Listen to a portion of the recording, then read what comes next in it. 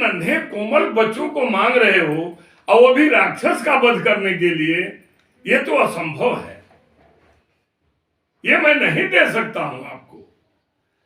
तब विश्वामित्र जी ने समझाया कि आप जिसको बालक समझ रहे हैं वो बालक नहीं है, वो आपके भी बाप हैं। वो बालक उनको मत समझिए, वो साक्षात नारायण है। वो तो आपके यहां जन्म लिए हैं, लेकिन उनकी करतूत आप नहीं जानते हैं। उनके बड़े बड़े करतूत हैं। जब बहुत समझाए तब उन्होंने जाकर के राम और लक्ष्मण को विश्वामित्र जी के साथ दिए। लेकिन फिर भी राजा दशरथ को शंका हो रहा है कि क्या होगा। जब विश्वामित्र जी लेकर चले तो बार बार विश्वामित्र जी क्या बोल रहे हैं। विश्वामित्र जी को भी शक है कि भाई हम ले तो जा रहे हैं ताड़िका को मरवाने के लिए, लेकिन ये तो भगवान है, दया के सागर हैं। कहीं ऐसा ना हो कि बोले कि हम औरत का वध नहीं करेंगे। भाई मर्यादा पुरुषोत्तम थे ना, कोई हल्की मुल्की तो सकते थे। तो कह रहे हैं कि सुनो राम, जब ताड़िका आए तो तुम उसका वध कर देना, ठीक है। तो भगवान बोले हाँ गुरुदेव ठीक है। एक बार बोले, फिर जब आगे चले कुछ दूर तो अरे भाई ताड़िका तो बक्सर में ही थी ना, तो जब अयोध्या से लेकर चले तो पैदल था, उस समय कोई साधन गाड़ी बस थोड़े थी। तो जब आगे चले तो फिर कहते हैं कि देखो, जो औरत पूरे विश्व का द्रोही हो, जिस औरत से पूरा समाज दुखी हो, उस औरत को वध करने में कोई शंका नहीं करना चाहिए। कौन बोला? कौन बोला? विश्वामित्र जी, भगवान नहीं, वो भगवान को प्रेरित कर रहे हैं कि भाई ऐसा ना हो कि बोले कि हम औरत का वध ही नहीं करेंगे, तब तो सब बना बनाए काम ही खेल ही बिगड़ जाएगा। तो बोल रहे हैं कि देखो राम, जब ताड़िका आए तो तुम उसका वध कर देना। भगवान बोले कि ठीक है गुरुदेव, आपकी आज्ञा तो हम मानेंगे ही। तो एक बात, तो कुछ दूर और गए तो बोले कि देखो राम, ताड़िका औरत है, और जो औरत समाज के लिए, देश के लिए दुखदाई हो, उसका वध करने में कोई संकोच नहीं करना चाहिए, उसका वध करना चाहिए। तो भगवान बोले कि ठीक है गुरुदेव। लेकिन अब विश्वामित्र बार बार टटोल रहे हैं कि इनके अंदर भावना क्या जग रही है। फिर चौथी बार बोले कि देखो राम, तुम तो सब कुछ जानते हो, पापियों का वध करने में कोई संकोच नहीं करना चाहिए। भगवान बोले कि नहीं प्रभु, राम जी बोले कि नहीं प्रभु, हम वध कर देंगे। अब जब 5 बार कह लिए तो भगवान बोले कि अब पता नहीं रास्ते में कब ताड़िका दिखाई देगी और कब मैं मारूंगा। तब तक ये यही प्रवचन करते हैं कि देखो राम, जब ताड़िका दिखाई दे तो उसको मार देना। तो भगवान लक्ष्मण जी से बोले कि लक्ष्मण जी से बोले कि भाई ऐसा है कि देखो कहीं ताड़िका दिखाई दे रही है। तो बोले कि भैया ताड़िका कोई बच्ची थोड़े है जो आपको हर जगह दिखाई देगी, तो ताड़िका को मारना कैसे है। तो बोले कि आप मेरे से पूछ रहे हैं कि ताड़िका को मारना कैसे है? आप सब जानते हैं।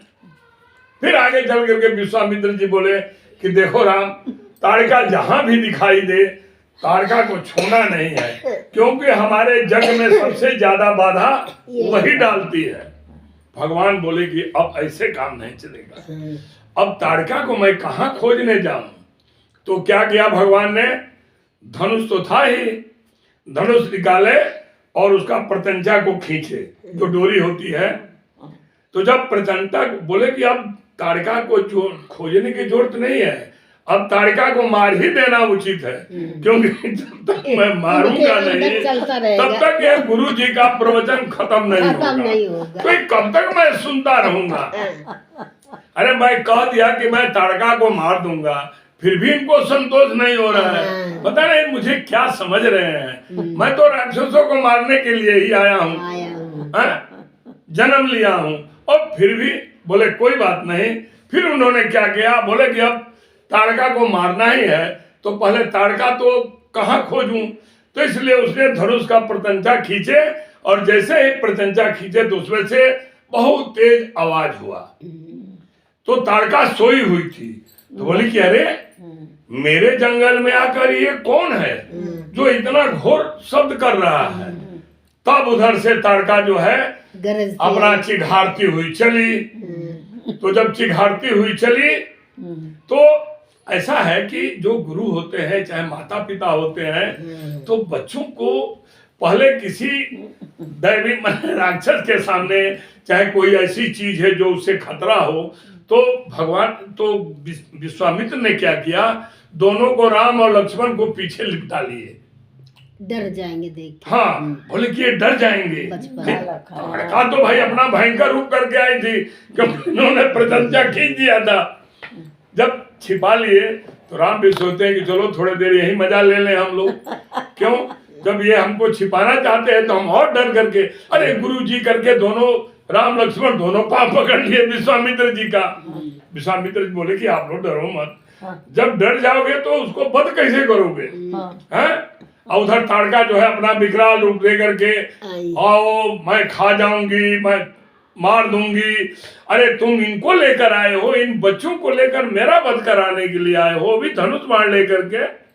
मुनि विश्वामित्र जी को ताड़का बोल रही है।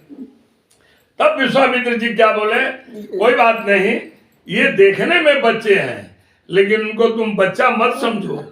बोलो कि हमारे लिए तो ये बच्चे ही हैं। फिर भगवान ने बोला कि अब जब पीछे छिप गए तो डरे, तो भाई सोचे कि भाई अभी डर गए हैं, इनको एक बार फिर धोती में से निकाले, पांव छोड़वाए और बोले कि अरे भाई तुम लोग डटो। तब राम ने क्या किया, राम जी ने अपना धनुष चढ़ाए और ताड़का को एक ही बाण में वध कर दिए। जब वध कर दिए तो वो तो जानते ही थे विश्वामित्र कि भाई भगवान के अवतार है, लेकिन भगवान के अवतार होने के बाद भी गुरु को ये शंका हो गई कि ये छोटे छोटे बच्चे हैं, तो हमारे अंदर भी ये भाव आ जाता है, ये हर इंसान के अंदर भाव आता है। तो उसके बाद ताड़का को वध कर दिए और जाकर के विश्वामित्र के यज्ञ का पूर्णाहुति की। तो कहने का मतलब ये है कि हम जो है खुद नहीं करते हैं, कराने वाला कौन है, ईश्वर। प्रेरणा देने वाला कौन है, ईश्वर। इसीलिए कभी भी अपने ऊपर अहंकार को नहीं करना चाहिए, क्योंकि जिसने अहंकार किया कि मैं जो है मैं हूं, तो मैं जो है उसका निकल जाता है। रावण को अहंकार हुआ तो उसका मैं निकल गया। जिसको अभी भी देखिए, साक्षात इस कलयुग में जो हम लोगों का समय चल रहा है, उसमें देखिए जिनका अहंकार हुआ वो परिवार वो बिखर गया, पत्ते के तिनके के पत्ते के माफिक वो बिखर गया। इसीलिए अपने अंदर जो है ईर्ष्या, अहंकार, लोभ, ये सब चीजों को नहीं आने देना है। अगर आता भी है तो ईश्वर से हाथ जोड़कर प्रार्थना करता है कि प्रभु मैं तो आपका दास हूं, और ये सब चीजें हमारे अंदर क्यों दे रहे हैं, क्यों मेरी ऐसी परीक्षा ले रहे हैं। तो जब इन चीजों का हम माने इनको अपने दिल से हटाएंगे तो अपने आप हमारी आस्था और विश्वास जो है ईश्वर के प्रति जो है घनिष्ठ होता जाएगा। और जब हमारा विश्वास घनिष्ठ होगा, हमारे भाव जगेंगे, तो हमें ईश्वर की प्राप्ति में कोई बहुत बड़ी चीज नहीं है। ईश्वर तो सर्वत्र है। ऐसा कौन जगह है जहां भगवान न हो, ऐसा कौन पत्ता है, ऐसा कौन जीव है जिसके अंदर ईश्वर का वास नहीं है। लेकिन हम क्या करते हैं, हम सिर्फ ईश्वर को ही मानते हैं। अरे मानना है तो तुलसीदास जी कहे ना बोलते जो कि सारा जीव को, सारा सृष्टि को आप राममय जानो कि हर कण कण में ईश्वर का इसमें से दे। ये है, विश्वास है, ईश्वर का वास है।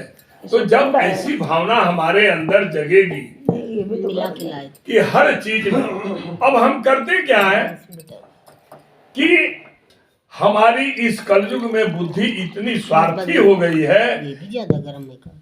और दे दो थोड़ा, दे दो थोड़ा, ये ठीक ना दो ना, अरे फूंक करके ये पी। उससे अच्छा ये दे दो। तो बढ़िया, ये ज्यादा खोल के रख दो, ठंडा हो जाए। ज्यादा गर्म, वो ठंडा हो जाता आजकल इस जल्दी। कलयुग में हमारा बुद्धि और विवेक ये इतना स्वार्थ हित हो गया है कि जिसके वजह से हम भगवान की पूजा इसलिए नहीं करते हैं कि हमें भगवान की प्राप्ति हो। हम भगवान की पूजा सिर्फ इसलिए करते हैं कि हमें सुखों की प्राप्ति हो, हम आनंद से अपना जीवन बिताएं, हमें कोई कष्ट न हो, न पैसे की कमी हो, न हमारे पास ऐश्वर्य हो, हमारा जस बढ़े, लोग हमारा वाह वाह करें। इसलिए हम पूजा करते हैं स्वार्थ के लिए। जिस दिन हम स्वार्थ को त्याग करके और भगवान से ये कहें कि हे प्रभु आप सिर्फ मेरे हो, मुझे कुछ नहीं चाहिए, बस एक बार आप मुझे अपना लो, ये हमारे भाव नहीं आते। हमारे भाव आते हैं हे प्रभु देखो मेरी गाड़ी अटकी हुई है, उसको पार लगा दो। तो भगवान ने गाड़ी को तो पार लगा दिया, अपने लिए तो आपने कहा नहीं कि मुझे पार लगा दो।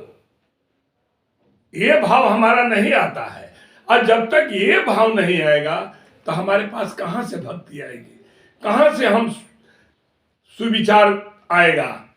हमारे अंदर तो सिर्फ यही भरा है कि ये मिल जाए वो मिल जाए, जबकि पता है कि हम आए हैं मानव बनने के लिए, लेकिन हम क्या बन गए, स्वार्थी दानव बन गए। दानव स्वार्थी होते हैं, वो अपने स्वार्थ के लिए जो है भगवान का तप करते हैं। दानव के अंदर सबसे बड़ी विशेषता क्या होती है, वो अपने स्वार्थ के लिए, अपने बल बुद्धि तेज के लिए भगवान की तपस्या करते हैं। और तपस्या करके क्या करते हैं,